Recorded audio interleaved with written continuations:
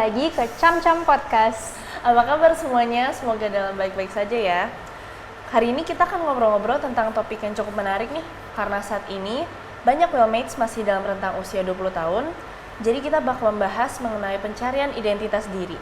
Yuk kita simak pembicaraan kita hari ini. Halo Mas Adi, bagaimana kabar hari ini? Halo. Boleh Mas dilanjut dulu? Ya, kabarnya baik. Halo wellmates ya. Oke. Saya hari ini baik-baik saja dan semoga kalian semua juga baik-baik aja. Amin. Nah, mungkin bisa perkenalan dulu nih Mas, dari nama lengkapnya sama kesibukannya saat ini sedang ngapain aja? Oke. Kok nama lengkap saya cukup panjang ya. Jadi Muhammad Adi Ganjar Priyadi gitu. Jadi kalau panggilannya Mas Adi ya, mungkin ada yang pernah berinteraksi juga di kelas atau pernah ngambil kelas saya. Kesibukannya saat ini sebagai staf pengajar di Psikologi Unika Indonesia Atmajaya. Kemudian juga saya aktif meneliti juga di bidang psikologi keluarga dan juga psikologi maskulinitas bersama Mbak Ocha dan Mbak Wika, oleh yang psikologi maskulinitas. Saya ada di bawah bagian klinis ya, jadi koordinasinya dengan bagian klinis. Saya juga menerima klien di layanan psikologis Atmajaya dan menulis beberapa artikel. Itu aja sih untuk kesibukan. Itu banyak banget sih, aku juga ngeliat beberapa poster yang tadi kayak toxic masculinity itu, aku kayaknya pernah ngeliat poster beredar di kampus gitu loh Mas. Lumayan banyak banget ya kegiatannya ya. Nah, karena banyak banget nih kegiatannya, kami pengen mengucapkan terima kasih banyak karena masih menyempatkan diri untuk menjadi narasumber di Cam-Cam Podcast kita kali ini. Sama-sama. Nah, Mas Adi, karena hari ini pembahasannya mengenai pencarian identitas di usia 20, ketika Mas Adi masih di usia 20-an nih, pernah nggak kebayang ke depannya mau jadi apa? Oke, ya saya kira pertanyaan yang bagus ya. Rosa Putri juga mungkin masih ada di rentang usia yang 20 tahunan ya. Usia-usia saat itu kalau saya flashback lagi zaman dulu, mungkin saya masih kuliah psikologi juga gitu ya, sama seperti kalian saat ini. Tapi saya sudah cukup tahu apa yang mau saya lakukan di umur 20 tahun gitu ya. Karena memang dari SMP ya mungkin saya itu udah punya cita-cita kalau nggak masuk fakultas ilmu sosial saya masuknya psikologi. Jadi antara dua itu saya udah punya bayangan dari jauh sebelum itu, sebelum 20 tahun sih. Gitu. Jadi psikologi pilihan kedua nih Mas. Saya mungkin harus realistis ya pada saat itu. Mengingat zaman dulu ya, zaman saya SMP itu psikologi belum banyak gitu yang mengambil. Jadi pada saat itu karena saya merasa kapasitas kemampuan verbal saya cukup baik, artinya saya cukup mampu berargumentasi dan menjelaskan satu dua hal kepada orang banyak. Ya, saya pikir yang bisa memfasilitasi mungkin fakultas ilmu sosial ya, entah itu mungkin jurusan komunikasi atau pemerintahan atau apapun gitu ya pada saat itu. Tapi saya juga udah tahu bahwa ada yang namanya profesi psikolog pada saat itu yang sebetulnya inti dari pekerjaannya membantu orang gitu ya. Dan saya juga seneng kerja itu dengan orang sih, bukan dengan alat. Nah itu juga keywords-nya kali ya, zaman dulu, zaman saya 20 tahun gitu. Berarti dari Mas udah umur 20-an nih pas masih SMP ya, sudah mulai ada passion di bidang humaniora ya Mas? Betul. Oke, menarik banget, menarik. Nah, jadi itu banyak kedengaran kalau di usia 20-an itu seseorang sudah harus tahu siapa dirinya, tapi kan kayak gak semua orang kayak gitu ya Mas. Nah, coba sekarang kita mau bahas mitos atau fakta seputar perjalanan menemukan identitas di usia 20-an. Kalau menurut Mas Adi sendiri, aku akan kasih pertanyaan-pertanyaan ini, Mas bisa menjawab ini mitos atau fakta. Nah, kayak kuis gitu ya. Sekarang gantian saya yang dikasih kuis. Tapi nggak ada benar atau salah. Siap. Oke, yang pertama, proses pencarian identitas wajar berlangsung sepanjang hidup, bukan hanya sekali. Mitos atau fakta nih Mas? pencarian wajar berlangsung seumur hidup, saya kira fakta ya. Karena mungkin pada sebagian orang hidup itu mungkin nggak selalu sesuai dengan skema kebanyakan pada umumnya. Contohnya misalnya gini, skema kebanyakan pada umumnya adalah kita dari kecil sekolah gitu ya, terus nanti kuliah gitu, terus kita punya pekerjaan terus menikah, lalu hidup dengan bahagia gitu ya, seperti di sinetron-sinetron gitu ya, atau di film-film. Tapi kadang-kadang pada kehidupan banyak orang tidak selalu terjadi sesuai dengan apa yang mereka inginkan. Mungkin ada kalanya mereka tidak kuliah langsung gitu ya, atau ada gap year misalnya gitu. Atau mereka misalnya memutuskan untuk hidup melajang atau tidak menikah, ya nggak masalah juga gitu. Jadi menurut saya fakta bahwa proses pencarian jati diri itu sangat berbeda antara satu orang dengan yang lain, sehingga meskipun umumnya 20 tahun itu mereka udah bisa tahu apa yang mau mereka lakukan ke depan, tetapi saya kira banyak peristiwa-peristiwa yang juga berpengaruh dalam kehidupan seseorang, sehingga belum tentu semuanya sama gitu. Aku setuju banget sih tadi Mas bilang perubahan hidup tuh mempengaruhi pencarian jati diri ya. Apalagi situasinya fluktuatif banget ya Mas. Betul. Nah kalau ini kita lanjut agak nyambung nih, berarti perubahan arah berarti inkonsistensi itu fakta atau mitos?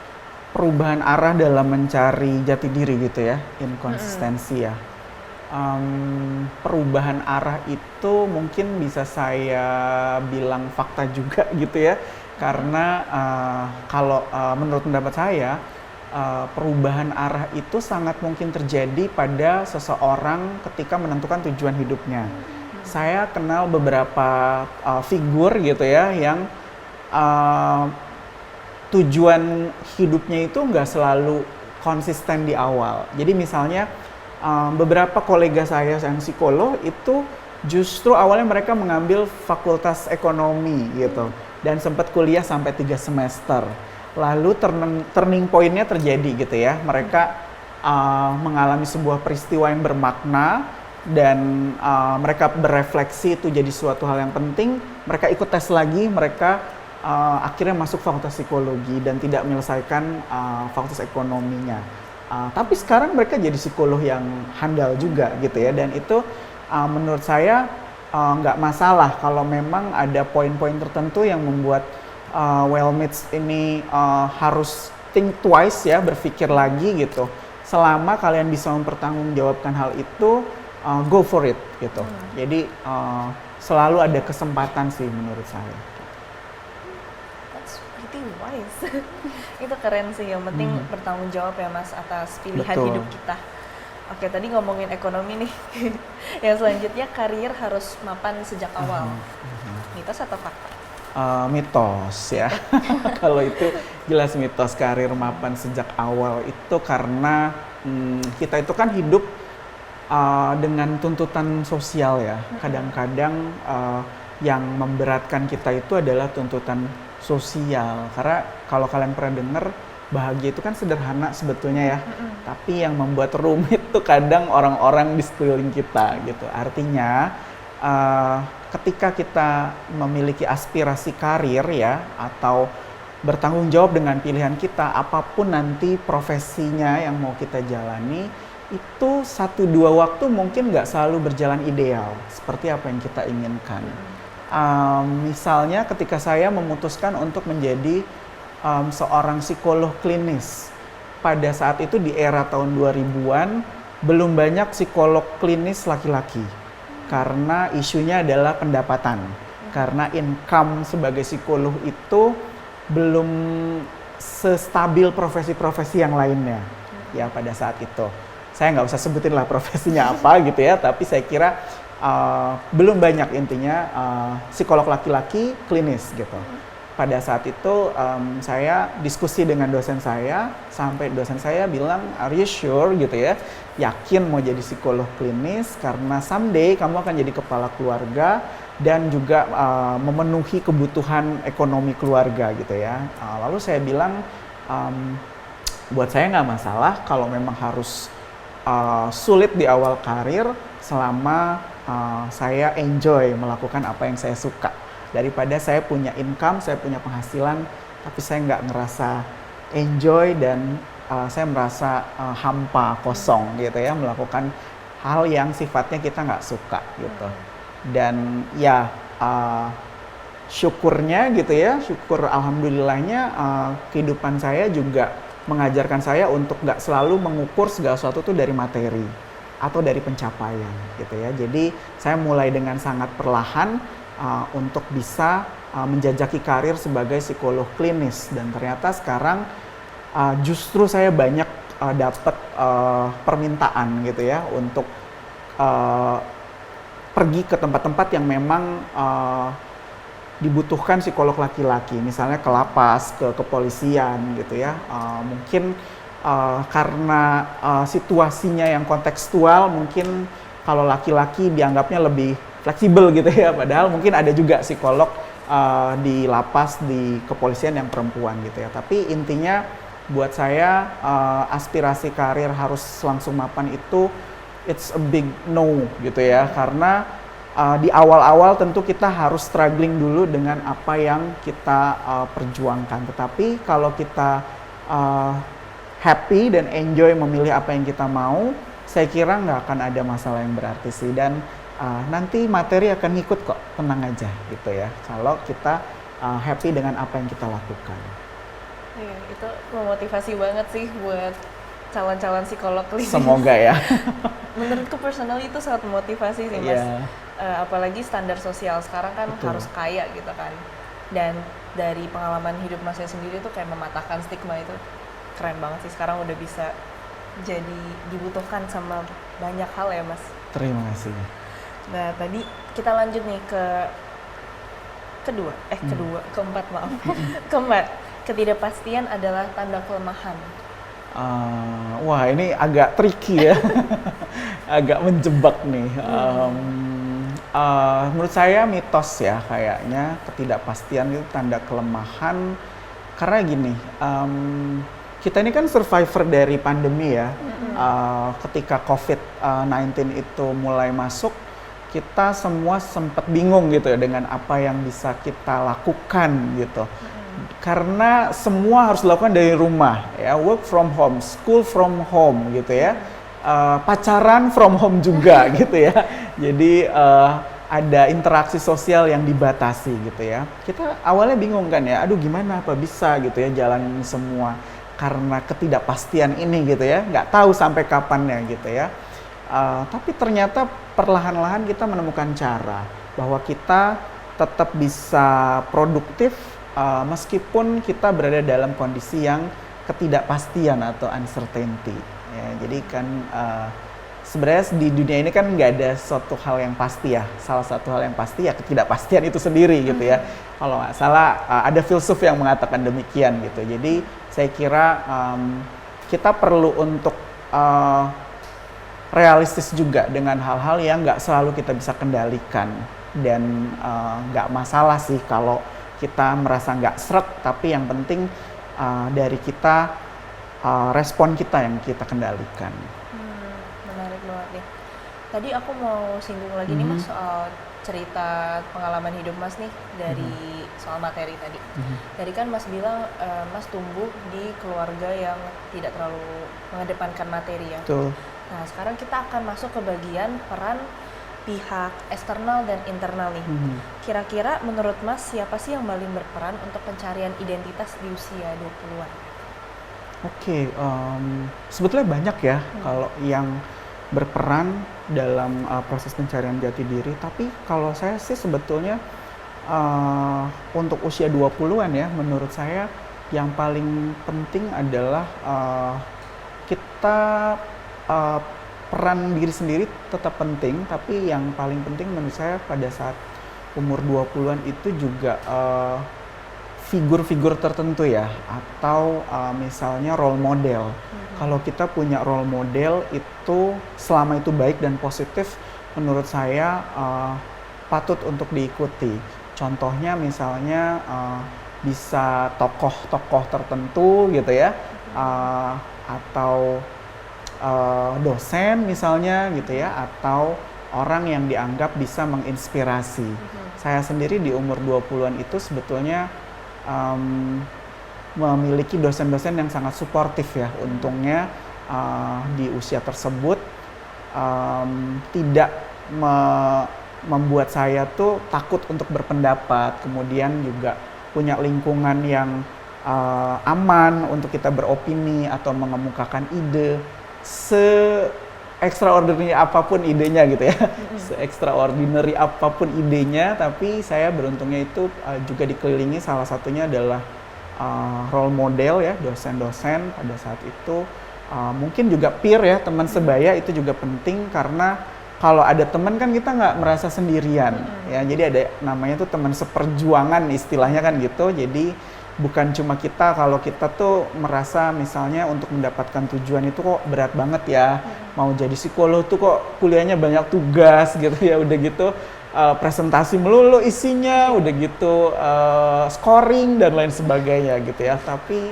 kalau kita sama-sama kan juga salah satunya dengan peer, yang dimana kita tahu umur 20 tahunan ini juga pengaruh teman sebaya masih cukup memberikan impact yang positif gitu. Jadi menurut saya faktor-faktor itu sih, baik mungkin dari dirinya sendiri ditambah dengan role model dan juga teman. Berarti udah cukup seimbang sih ya Mas, dari internal, dari role model seperti mungkin figur orang yang lebih tua kali ya Mas.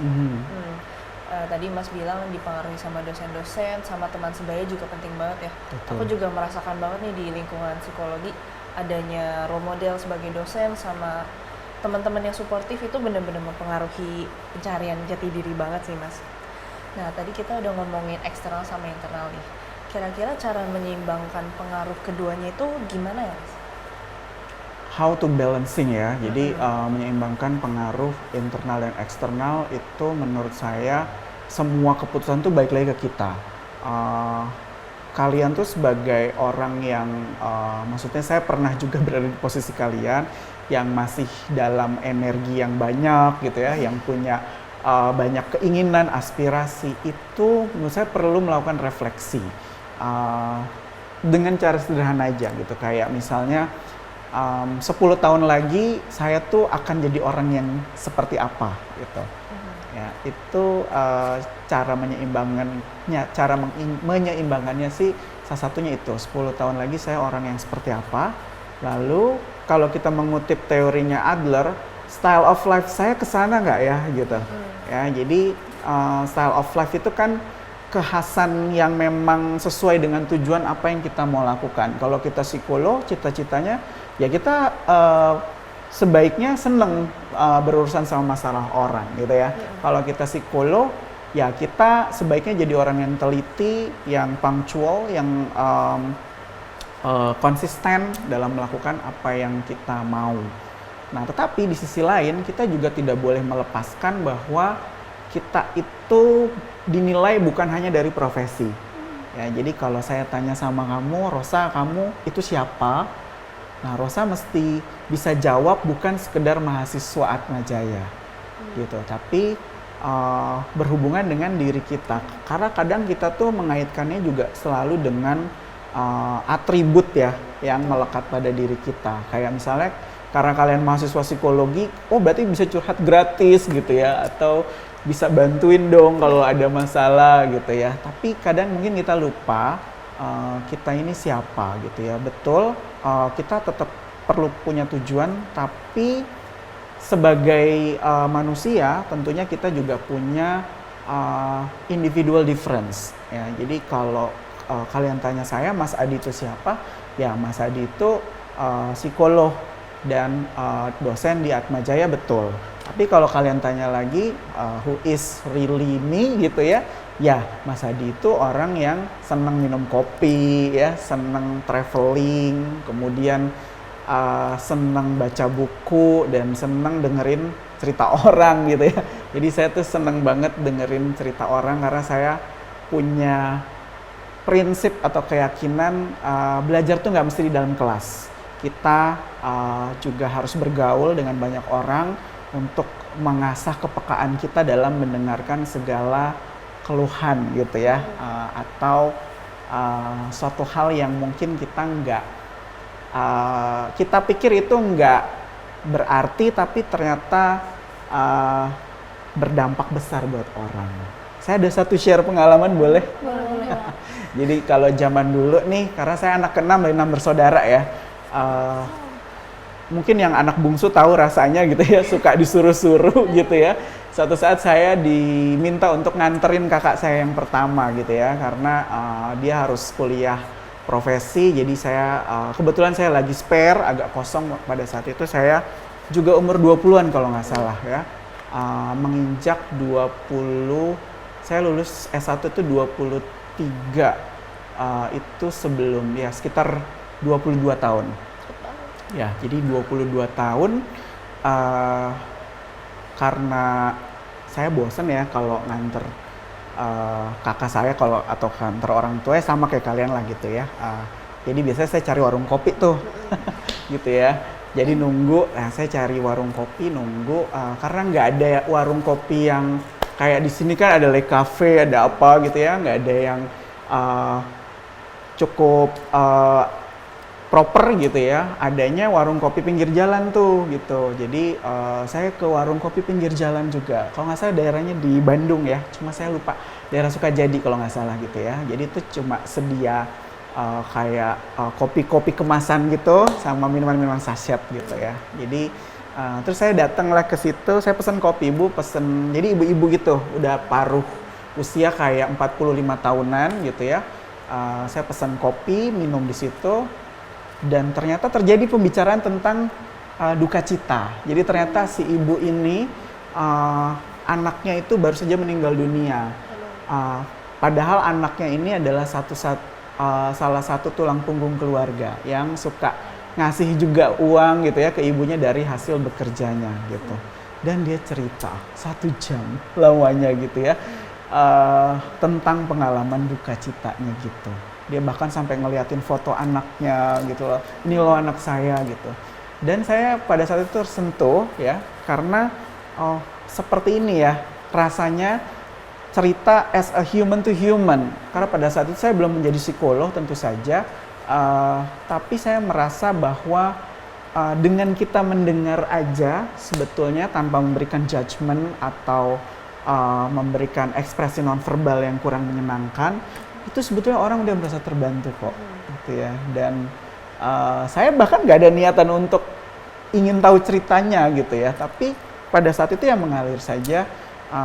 Hal ini masih yang suka saya kenang gitu ya sampai sekarang, bahwa nggak masalah siapa kamu gitu loh, yang penting tuh apa yang bisa kamu berikan kepada orang yang memang perlu gitu. Jadi itu sih yang kadang-kadang saya masih suka keinget ceritanya dan cara menyeimbangkannya. Kalau balik lagi ke pertanyaan tadi, bagaimana cara kita untuk memisahkan antara apa yang menjadi profesi kita dan juga apa yang menjadi ciri khas kita. Ya, kita nih orang yang kayak gimana sih? Gitu. Itu juga jangan hilang. Kita harus tahu. Gitu. Itu sih. Pertanyaan di matkul kepribadian banget sih. Gitu ya. Iya, jadi agak tricky sih kalau udah melepas diri kita dari atribut-atribut itu, kita siapa sih? Jadi kayak betul. Very touching. Jadi aku juga cukup menarik sih dari yang Mas sampaikan tadi, bahwa kita sebenarnya sebagai pribadi memang cukup harus reflektif ya apa yang kita suka, supaya kita juga bisa lebih tahu siapa diri kita dan profesi kita ke depannya seperti apa. Betul. Nah, dari pembahasan kita tadi, aku sekarang mau masuk ke segmen kondisi dan peristiwa yang mungkin dialamin sama Wellmates usia 20-an. Nah, menurut Mas Adi sendiri ada dampaknya nggak sih untuk teman-teman kita nih yang di usia 20-an kalau terburu-buru untuk menemukan jati diri mereka? Menarik ya pertanyaannya. Jadi kalau ditanya dampaknya tentu ada pasti ya kalau terburu-buru, karena ketika sesuatu dilakukan terburu-buru tuh biasanya nggak baik ya gitu. Maksudnya gini, kalau saya berefleksi aja tuh, saya tuh orangnya jelek banget kalau lagi buru-buru ya. Adalah saya nabrak pot gitu ya, adalah saya ketinggalan barang gitu.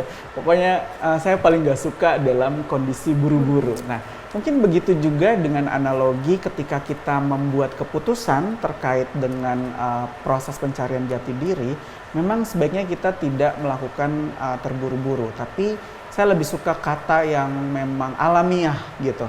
Jadi alamiah tuh kita nggak hanya berdiam diri, tapi makna itu datang sendiri, proses itu bisa datang sendiri dengan apa yang kita alami gitu. Ya, jadi kalau terburu-buru sih saya lebih khawatirnya dampaknya ya memang merasa ini sebagai sebuah perlombaan gitu secara psikologis, karena semua orang tuh udah tahu ya mau ngapain, kok aku belum tahu ya gitu mau ngapain gitu. Nggak apa-apa kok gitu kalau ada wellmates yang seperti itu. Ya kadang-kadang memang kita nggak mesti langsung tahu apa yang kita lakukan gitu ya. Tetapi kita sebetulnya dengan kita banyak berinteraksi, banyak mengalami keterpaparan, banyak bergaul, banyak menemukan lingkungan baru, itu sebetulnya kita sedang dalam mencarikan proses juga untuk bisa menemukan jati diri. Contohnya misalnya ada beberapa figur kayak J.K. Rowling ya, penulis Harry Potter, itu kita tahu dia baru publikasi Harry Potter tuh umur 33 tahun gitu. Jadi ketika umur 20 tahun dia ngapain ya? Dia masih nonton konser gitu ya, dia masih menikmati hidup lah gitu ya istilahnya, tapi ternyata dia juga punya something big di belakang gitu ya. Jadi menurut saya kalau terburu-buru sebaiknya mungkin jangan ya, karena apa yang baik buat orang lain itu belum tentu baik buat kita. Nah, tapi saya lebih suka carilah secara alamiah gitu proses pencarian jati diri itu, tetapi jangan melihat itu menjadi sebuah perlombaan, hanya karena orang sudah tahu masing-masing tujuan hidupnya, bukan berarti kita juga sudah harus tahu tujuan hidup kita. Itu sih Put. Menarik ya, berarti kita tuh emang tidak disarankan untuk terburu-buru menemukan sesuatu, terutama apalagi kalau kita tuh membandingkan proses kita dengan proses Betul. yang lain ya, karena mungkin kalau dari yang dibahas Mas tadi semua orang pasti punya timing dan prosesnya masing-masing. Kalau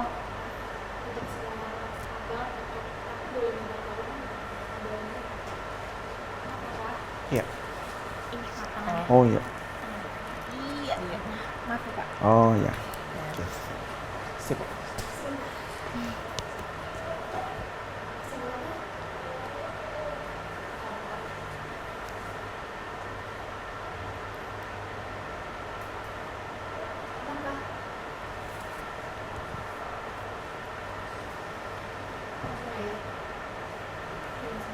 Oke, berkaitan dengan yang tadi tidak disarankan untuk membandingkan proses kita dengan proses yang lain, kira-kira dari Mas Adi menurut Mas Adi sendiri, apa sih dampaknya kalau misalnya kita membandingkan diri kita dengan proses teman sebaya kita? Ya, yang pertama mungkin secara psikologis perasaan insecure ya bisa jadi gitu. Efek salah satunya konsekuensinya adalah perasaan merasa tidak cukup enough gitu ya, tidak cukup perfect enough atau tidak merasa sempurna. Itu mungkin bisa dialami kalau kita melakukan komparasi gitu ya dengan orang-orang di sekeliling kita. Kemudian bisa juga mengalami emosi-emosi negatif ya, jadi yang sering cemas, mudah OVT ya, melakukan overthinking gitu terus-terusan gitu.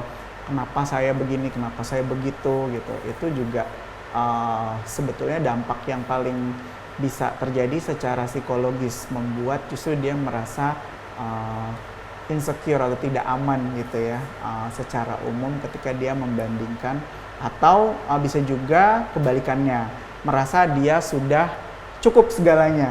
Nah itu kan sebetulnya jadi fatalistik ya, artinya ketika fatalistik itu maksudnya menjadi destruktif juga, bisa menghancurkan diri kita.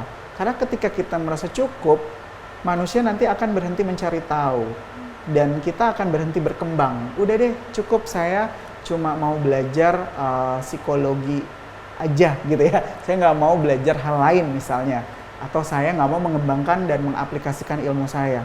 Itu juga menurut saya jadi perasaan yang membuat kita cepat puas, itu sebaiknya juga dihindari gitu. Jadi itu sih dampaknya. Tuh, jadi bentuk Wellmates ternyata lebih banyak dampak negatifnya daripada hal-hal positifnya kalau kita membandingkan proses kita dengan proses yang lain.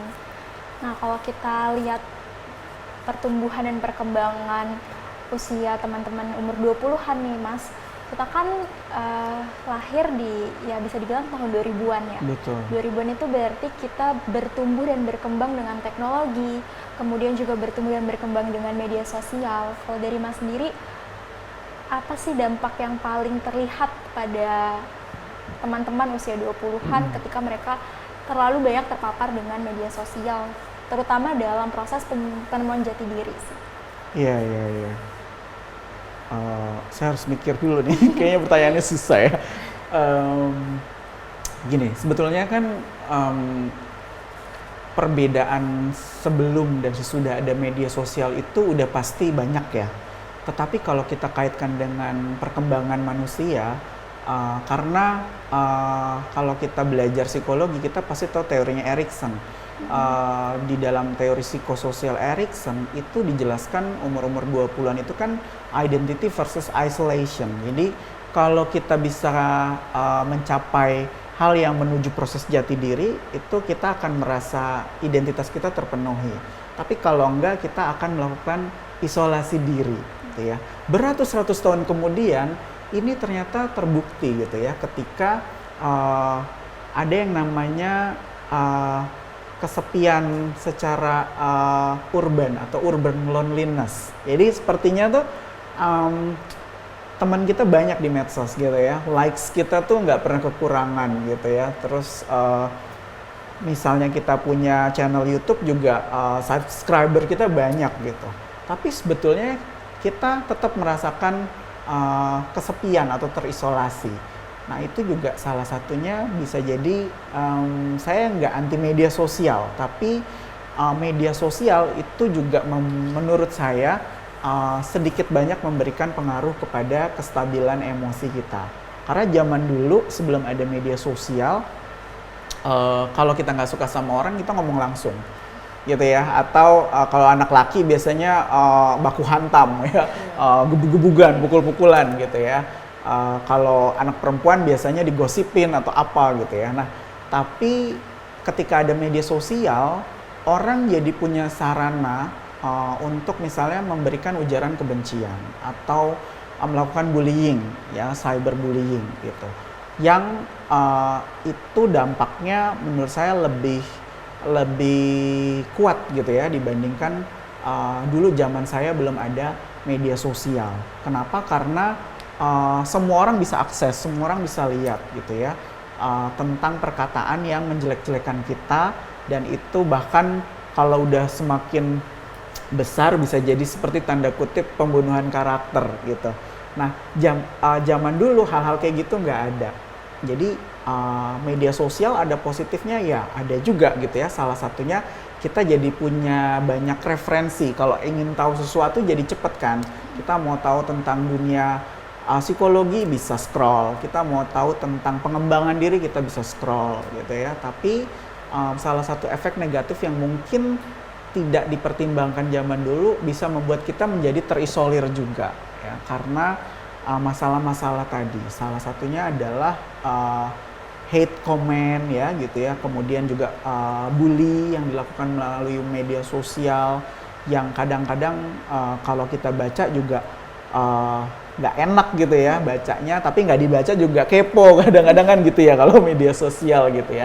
Tapi saya rasa selama kita bisa mengelola kapan kita buka medsos, kapan kita waktunya recharge ya untuk detox medsos misalnya, menurut saya nggak masalah sih gitu. Yang paling penting medsos doesn't define who you are. Itu menurut saya juga poin penting. Yang paling penting, yang paling tahu kita sendiri tuh ya kita gitu. Jadi keywordnya lebih di gimana kita membatasi diri kita dengan Betul. media sosial ya Mas ya. Betul, membatasi dan mengelola ya. Oke. Nah kalau dari Mas ada konsekuensi nggak sih? Kadang kita kan tadi kita udah bahas ya, kalau misalnya kadang kita terburu-buru untuk mengambil sebuah jalan atau mendefine diri kita sendiri. Tapi kadang di usia-usia 20-an ini kita tuh juga udah dapat kayak tekanan gitu lah. Terkait karir, mungkin kayak pasangan, hubungan romantis. Kadang kan kita terpapar dengan hal-hal seperti itu ya di lingkungan sosial kita. Nah dari Mas sendiri ada nggak sih dampak kalau misalnya kita mengambil keputusan-keputusan besar kayak tentang karir dan hubungan percintaan mungkin yang diambil mungkin karena tekanan sosial bukan karena diri mereka sendiri. Ada sih, ya sederhananya gini, banyak orang misalnya risau dengan usia pernikahan ya. Maksudnya usia pernikahan itu kalau sering datang ke kumpul keluarga ditanya kapan nikah gitu ya misalnya ya. Mungkin untuk sebagian orang itu nggak masalah, tapi untuk sebagian lainnya itu masalah karena memberikan pressures atau tekanan sosial. Tapi yang ingin saya sampaikan itu adalah jangan juga menikah hanya karena tuntutan sosial gitu. Ya menikahlah kalau memang kalian well-mates emang udah siap mau nikah gitu, dan dealing dengan hal itu bukan hanya karena nggak enak karena kasihan orang tua mikirnya nanti terlambat nikah pas segala macem gitu ya. Karena misalnya nih ya, terlambat atau tidak itu juga konstruksi sosial. Jadi selama ini yang kita tahu gitu ya, ada yang bilang dia terlambat sih nikahnya, dia telat sih gitu ya. Sebetulnya kata terlambat itu kan nggak ada ya. Artinya pada umumnya orang mungkin menikah di usia 25, 28 gitu ya. Tapi apakah orang nggak boleh menikah di usia 40, 50? Ya boleh aja nggak sih gitu ya, selama itu tidak merugikan dirinya dan orang lain. Karena misalnya kan keputusan untuk menikah itu juga suatu hal yang personal ya. Banyak orang yang menyepelekan arti pernikahan, padahal sebetulnya ketika kita siap untuk menikah misalnya atau punya pacar atau punya pasangan, maka kita juga harus siap merawat hubungan itu gitu. Jadi kalau kita merasa belum saatnya punya pacar atau belum saatnya menikah, menurut saya untuk apa itu dipenuhi kalau hanya ada tekanan sosial. Cuman kan memang prakteknya susah ya. Kadang-kadang kan orang tua ngomong terus nanya terus gitu ya. Dulu nggak boleh pacaran, sekarang ditanya pacarnya mana gitu kan gitu. Jadi pada pentingnya sebetulnya bagaimana kita bisa menjelaskan kepada orang tua misalnya atau kepada orang yang berpengaruh lainnya mengenai pilihan yang mau kita ambil gitu ya. Jadi jangan pernah mengambil suatu keputusan hanya karena ada tekanan sosial. Ambillah keputusan itu baik terkait karir, pasangan, hanya jika well-matched itu udah yakin banget gitu ya, untuk memang inilah yang saya mau gitu ya, karena rasanya tuh nggak nyaman gitu kalau misalnya hanya untuk memenuhi tekanan sosial. Bisa nggak dia lakukan? Bisa, tapi dia nyaman nggak? Belum tentu gitu ya. Dan kenyamanan itu kan menurut saya priceless ya, jadi itu nggak bisa ditukar dengan apapun sih gitu. Oh dan satu lagi, saya juga punya beberapa figur atau kenalan gitu ya yang menganggap dengan menikah itu adalah jalan keluar dari rumah orang tua karena dia nggak suka sama orang tuanya ya. Jadi please untuk yang mau menikah atau punya pasangan, menikah tuh bukan sebuah cara untuk kabur dari rumah ya. Tapi bagaimana kalau kalian siap menikah, justru kalian siap untuk berkembang ya, memenuhi tugas perkembangan manusia gitu. Cukup insightful ya, berarti lebih ke bukan seberapa cepat tapi seberapa tepat dan yakin kita dengan pilihan kita gitu ya Mas? Betul. Oke, mungkin dari Mas sendiri ada nggak tips-tips langkah kecil yang bisa dilakuin oleh teman-teman di usia 20-an untuk lebih kenal sama diri mereka sendiri? Ya, tips ini mungkin bervariasi ya. Cuma kalau yang saya berefleksi dari kehidupan saya dan juga beberapa teman dekat dan juga mungkin ada pengalaman-pengalaman yang saya temukan juga, sebetulnya yang sangat membantu itu adalah mengenali diri sendiri. Caranya ya kita bisa mengikuti berbagai kegiatan ya. Artinya di umur-umur 20 tahun itu lakukan aja exposure ya. Kalian senangnya apa? Sports, arts, apapun itu ya, mau traveling, mau masak atau apapun, lakukan banyak kegiatan yang nantinya akan membantu kalian itu mencapai apa yang kalian inginkan gitu ya, atau yang membuat kalian happy. Karena banyak orang menyibukkan dirinya dengan kegiatan akademik, tapi lupa memberikan waktu untuk kebutuhan personalnya. Ya, itu tadi, karena nanti kaitannya kuadrannya itu antara profesi dengan self-nya ini bisa tidak seimbang. Tapi kalau kalian tetap tahu apa yang kalian lakukan, apa yang kalian mau, itulah yang seharusnya dipertahankan. Dan cara mengenalinya harus terpapar dengan banyak kegiatan ya, kemudian kenali banyak orang ya. Kenali banyak orang tuh bukan berarti kalian harus sering-sering datang ke pesta gitu, enggak gitu ya. Tapi bersikaplah terbuka gitu ya. Kalau ada teman baru, coba interaksi aja dulu, jalan aja dulu gitu ya. Kalau ada kenalan baru, rasa-rasain seneng nggak sama lingkungannya, seneng nggak sama orangnya. Kalau nggak seneng, mungkin nanti hal lain yang menyenangkan akan ada lagi gitu ya. Dan saya kira yang kedua juga tipsnya jangan takut gagal ya. Saya kira banyak sekali dari kita tuh takut merasa gagal, termasuk saya ya, karena failure itu selalu dinilai sebagai sebuah hal yang stressful ya, dan akhir dari dunia deh pokoknya, biasa gitu kan ya kalau gagal dalam hal apapun, percintaan, karir ya, prestasi gitu ya. Padahal sebetulnya proses yang terjadi ketika kita gagal itu adalah justru proses yang membuat kita tough, proses yang membuat kita lebih tangguh menghadapi kehidupan. Orang yang pernah patah hati tentunya akan lebih menghargai hubungannya di masa yang akan datang daripada orang yang mungkin nggak pernah merasakan patah hati.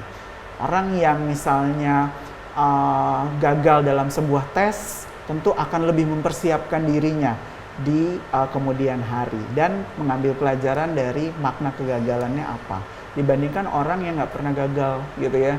Nggak pernah gagal tuh juga agak serem buat saya, karena sekalinya gagal bisa jadi rapuh banget gitu ya, dan dia akan tumbuh jadi orang yang arogan ya.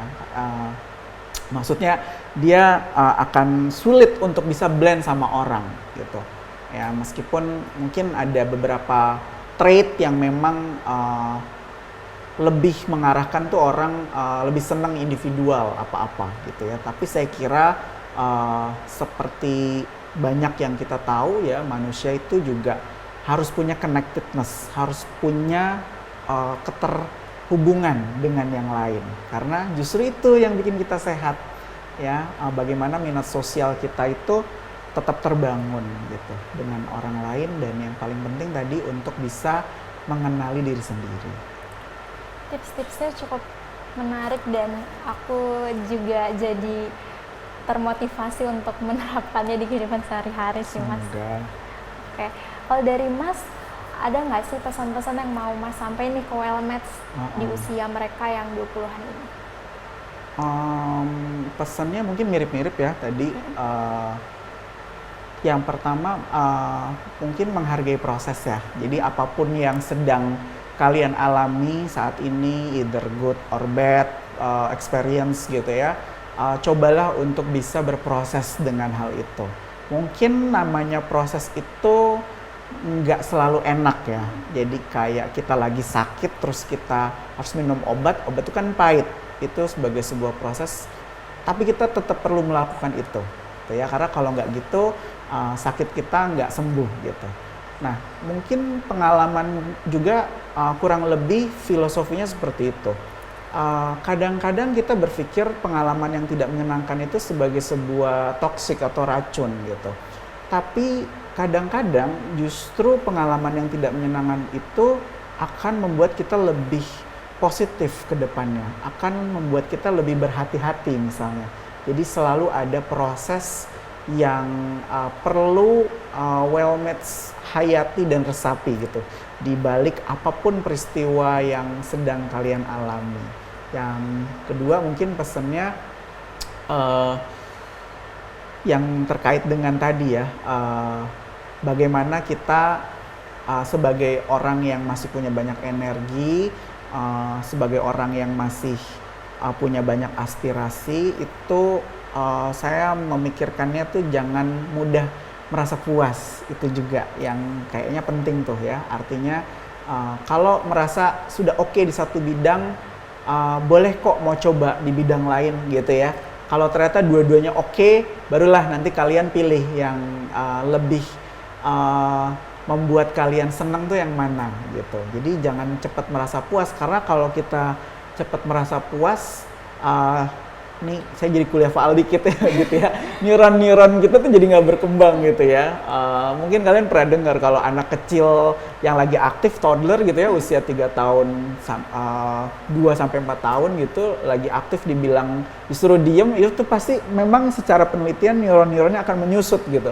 Nah jadi biarkan neuron-neuron kita itu berkembang dengan pesat gitu ketika kita terpapar dengan banyak kegiatan, karena nanti berhubungannya itu dengan kita untuk tidak mudah merasa puas, tapi dalam arti positif ya, bukan berarti kita menjadi orang yang perfeksionis, nggak seperti itu gitu ya, tapi kita tetap perlu belajar untuk mengembangkan diri kita sendiri sekalipun kita udah tahu apa yang mau kita lakukan gitu ya. Dan kalau misalnya yang ketiga mungkin find your own uniqueness gitu. Begitu banyak misalnya psikolog di luar sana, tapi kalau someday misalnya Putri jadi psikolog, Rosa jadi psikolog, orang akan datang ke kamu kalau kamu tuh apa, ciri khasnya apa ya, find your uniqueness gitu ya. Misalnya kamu senang dengan topik-topik yang berhubungan dengan perselingkuhan misalnya, jadi kalau ada orang punya kasus perselingkuhan pasti akan cari kita gitu ya. Atau kita senang dengan topik-topik yang mungkin nggak banyak orang mau gitu ya, untuk menangani kasus-kasus orientasi non heteroseksual misalnya ya, atau orang awam biasanya bilangnya LGBTQ gitu ya. Nggak apa-apa, find your own uniqueness gitu. Jadi saya kira itu yang juga bisa membantu kita membedakan dengan orang lain gitu ya, sehingga kita punya value, kita punya nilai yang memang bisa kita aplikasikan ke masyarakat gitu. Aku suka banget sih pembahasan hari ini, cukup insightful banget, dan pastinya ini jadi episode yang sangat berarti buat Wellmates ya, terutama dalam menavigasi kehidupan mereka di umur 20-an ini. Okay. Nah, sebelum kita mengakhiri Cam-Cam Podcast hari ini, aku mau ngucapin terima kasih banyak buat Mas Adi karena udah mau menyempatkan kehadirannya datang di Cam-Cam Podcast hari ini. Sama-sama. Nah, buat Wellmates, jangan lupa untuk cek sosial media Welcome untuk episode selanjutnya. Sampai jumpa di episode berikutnya.